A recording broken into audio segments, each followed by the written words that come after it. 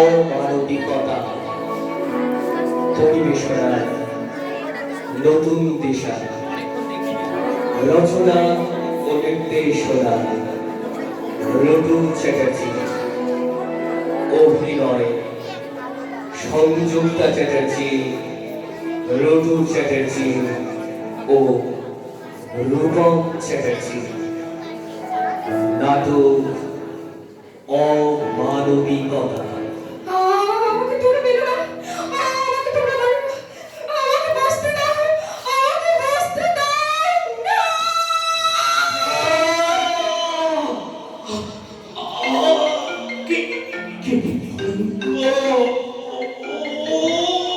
Hello hello বাবা, কি করছো?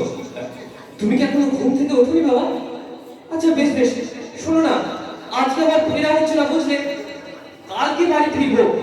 আজ এখানে আমাদের একটা বড় আন্দোলন আছে। হ্যালো হ্যালো বাবা, না দেখ দেখ, তুই অত সব ঝামেলায় জড়াতে চাস না বুঝলি। দিনকাল ভালো নয়, কোথা থেকে কি হয়ে যাবে কিছু বলা যায় না বুঝলি। কি বলছো তুমি বাবা? কোথা থেকে কি হয়ে যাবে বলে আমরা আন্দোলন ছেড়ে সরে আসবো বাবা? তুমি একবার চিন্তা করো তো, কি জঘন্য কাজটা হয়েছে বলো তো। এটা কি মেনে নেওয়া যায়? অনেক কিছুই তো আমাদের মেনে নিতে হয় রে। এই বিশ্ব সংসারে অনেক খারাপ কাজই তো হয়। আমরা কি সব সময় সবকিছু প্রতিবাদ করতে পারি? না, পারি না। কিন্তু আমাদের চোখের সামনে ঘটে যাওয়া এরকম নারকীয় ঘটনা দেখে আমরা চুপ করে থাকবো? বাবা, তুমি তো শিখিয়েছো চোখের সামনে অন্যায় হতে দেখলে তার প্রতিবাদ করবি, সবসময় সত্যের পথে থাকবি। তুমি তো বলেছো শুধু শিক্ষিত হলে হবে না, প্রকৃত মানুষ হতে হবে।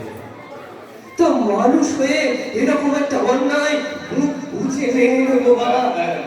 দেখ বাবা, আমি অসুস্থ, আমার বয়স হচ্ছে, তুই ওখানে পড়াশোনা করতে গিয়েছিস, আন্দোলন করতে নয়। তুমি সাবধানে থাকবে বাবা, আমার কিচ্ছু হবে না বুঝলে, কোনো চিন্তা করো না। মনে রাখবে, জয় আমাদেরই হবে। বাবা, হ্যালো হ্যালো বাবা, যা ফোনটা কেটে দিল। কি বললো, কি বললো বাবা? আজ বাড়ি আসবে তো? না, আজ ওদের আন্দোলন আছে, আসতে পারবে না বললো, কাল হয়তো ফিরতে পারে। আচ্ছা, এসব আন্দোলন করে কি হবে বলো তো? যে যাবার সে তো চলেই গেল, কোনো লাভ হবে এসব নাটক করে? মেয়েটা কি আর ফিরে আসবে? কি বলছো তুমি রূপা? তুমি না একটা মেয়ে, তোমরা একটু মেয়েদের পাশে এসে দাঁড়াবে। তা না, তুমি বা তোমার মতো মেয়েরা এত বড় একটা ঘটনার বিরোধিতা করবে কেন? দেখো, এসব আমার অনেক দেখা হয়ে গেছে। এসব করে তোমরা কি বিচার পাবে ভেবেছো? কোনো দিনও না। আসল অপরাধীরা ধরা পড়ে না, আর পড়বেও না। যার হাতে টাকা আছে, আইন এখন তাদের হাতে। কত কিছু তো বেআইনি হচ্ছে, একটাও তো বিচার হবে না। তাই বলে আন্দোলন থেকে আমরা সরে আসবো? ন্যায়ের পথ থেকে সরে এসে অন্যায়ের সাথে আপোষ করবো আমরা? আমরা কি এতদিন এই শিখেছি? না না না না, সারাটা জীবন ছাত্র পড়িয়ে আমি এই শিক্ষা দিইনি। ভালো ছাত্র ছাত্রী যেমন আমরা তৈরি করি, তেমনি আদর্শ মা বাবারও এই দেশের অনেক অনেক প্রয়োজন বুঝলে। তোমার জ্ঞানের লেকচার শোনার সময় আমার নেই। আমার অনেক কাজ, আমাকে এক্ষুনি বেরোতে হবে। যত সব আদর্শ, নীতিকতা, যত সব। ভালো কথা শোনার সময় মানুষের হাতে এখন আর নেই। আমরা সবাই ছুটে চলেছি অশ্লীলতার পথে, মুঠো ফোনে বন্দি জীবন, ডুবে যাচ্ছি অন্ধকারে। কে দেখাবে আলোর ঠিকানা?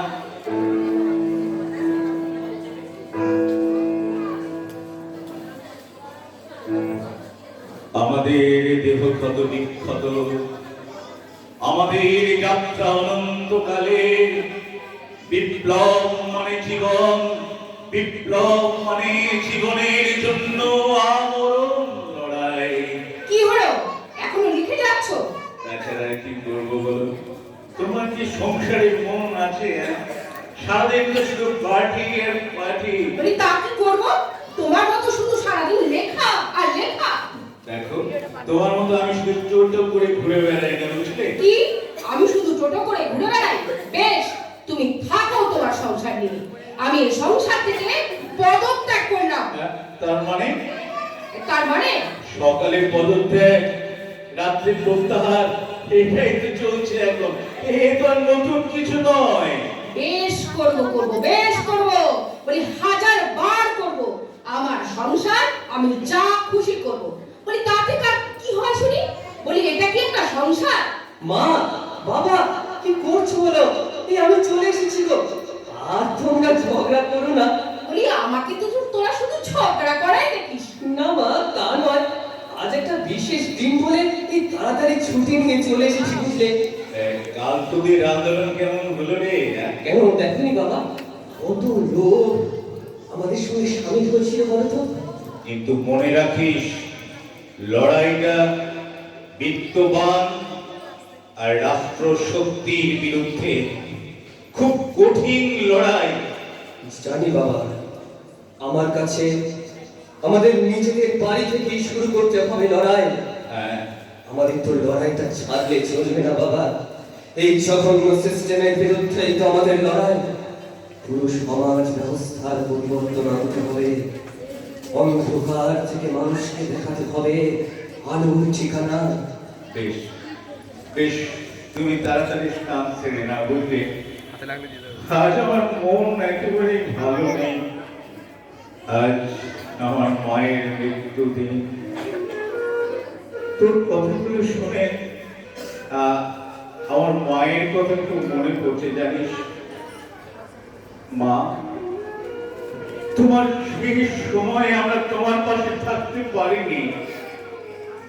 বাবা তখন খুব ছোট, ওর বয়স তখন মাত্র 13 বছর হবে।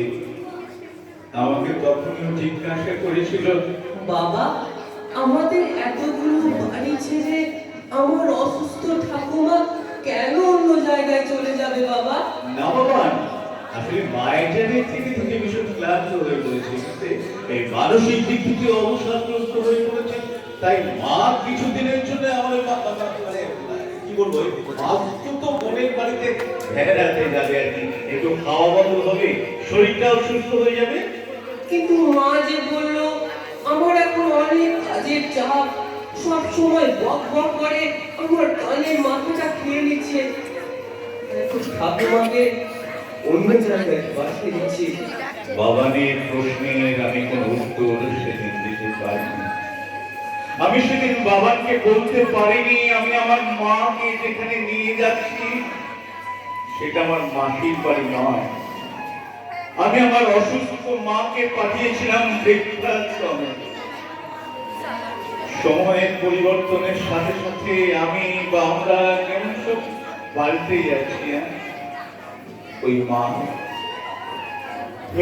আমাকে 10 মাস 10 দিন গর্ভে ধারণ করে এই পৃথিবীর আলো দেখি।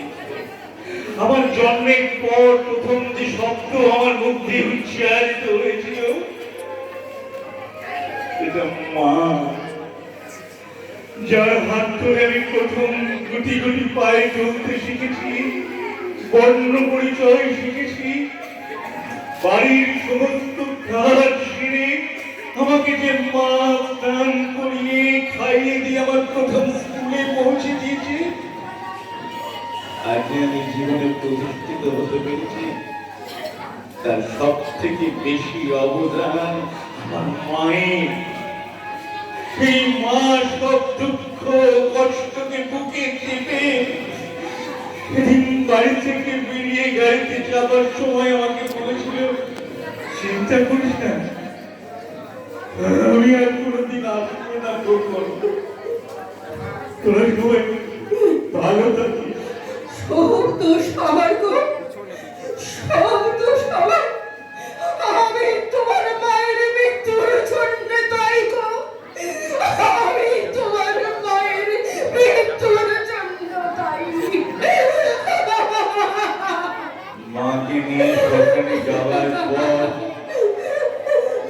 ফাঁকা মাঠটার সামনে মুখোমুখি আমি আর বাবা একটু আগেই মুখাগ্নি করে চিতায় তুলে দিয়ে এসেছি মায়ের নিথর দেহটাকে। আমার চোখে দু এক ফোঁটা জল থাকলেও বাবার খুব আঘাত পেয়েছে। ঠাকুমার এই অবহেলায় মৃত্যুটা একেবারেই মেনে নিতে পারিনি। ওকে বলেছিলাম, দেখ বাবা, এই মৃত্যুটাই আসল সত্যি। আমাদের সবাইকে একদিন চলে যেতে হবে, এতটা ভেঙে পড়লে তো চলবে না। আচ্ছা বাবা, পৃথিবীতে এটাই একমাত্র সত্য। মা সত্য নয়, বাবা সত্য নয়, তোমরা তো আমার বাবা মা। আচ্ছা ধরো, যদি বৃদ্ধ বয়সে অসুস্থতার সময় আমি তোমাদেরকে কোনো বৃদ্ধাশ্রমে রেখে আসি, ভালো লাগবে তোমাদের? এই সত্যটা কেন বোঝো না তোমরা?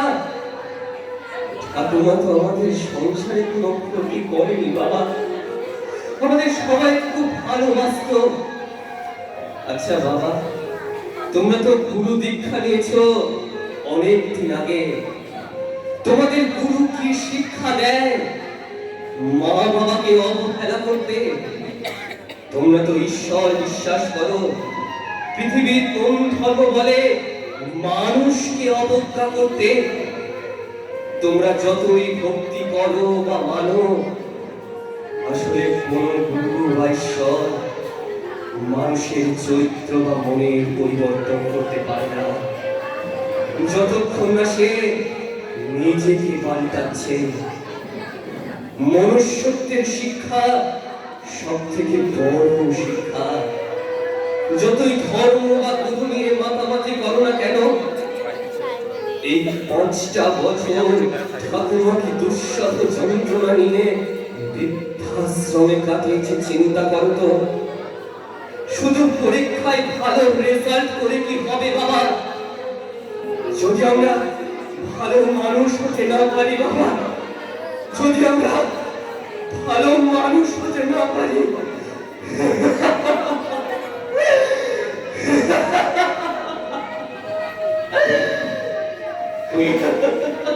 বিবেকের মতো আমার তো কাঁদতে ইচ্ছে করছে মা।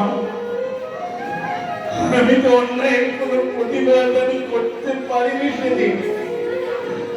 মা, আমি যে অমানুষ হয়ে গেছি মা, আমি অমানুষ হয়ে গেছি। বাড়ি ফিরে চলে যাওয়ার সময় তোমার শেষ কথাগুলো আমার খুব মনে পড়ছে মা, খুব মনে পড়ছে। চিন্তা করিস না, আমি আর কোনোদিন আসবো না খোকন। তোরা সবাই ভালো থাকিস। অকালে মৃত্যুর জন্য আমি দায়ী গো, আমি দায়ী। ছেলে আমার মস্ত মানুষ, মস্ত অফিসার, মস্ত ফেটে যায় না দেখায় বারোবার।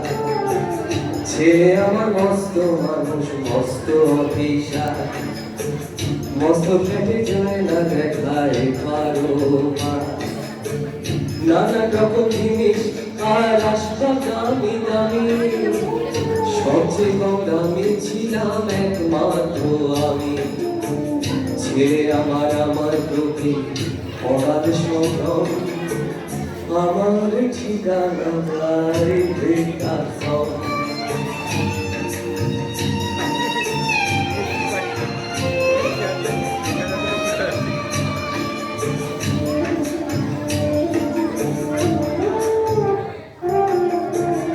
আমার ব্যবহারের সেই আর মারিয়ার আয়না, ওসব নাকি বেশ পুরনো থেকে রাখা যায় না। আমার ব্যবহারের সেই আর মারিয়ার আয়না, ওসব নাকি বেশ পুরনো থেকে রাখা যায় না। তোর বাবার ছবি গলি চলি দিতে হলো তাড়াতাড়ি, ছেড়ে দিল ফাঁকে খুলো পোষা পুরো ময়না। স্বামী স্ত্রী আর এক শেষে আমি জায়গা বড়ই কম, আমার ঠিকানা দায় বৃদ্ধাশ্রম।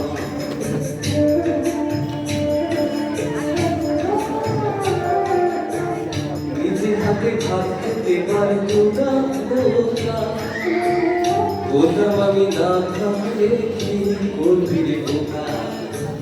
ঠোঁট ফুলিয়ে কাঁদতো খোকা আমার কথা শুনে, খোকা বোধ হয় আর কাঁদে না, নেই বুঝি আর মনে। ছোট্টবেলায় স্বপ্ন দেখে মুক্ত খোকা পেতে, দু হাতে বুকের কাছে রেখে দিতাম বেঁধে। দু হাতা খুঁজে খুলে যাই যে একদম, আমার ঠিকানা এখন বৃদ্ধাশ্রম।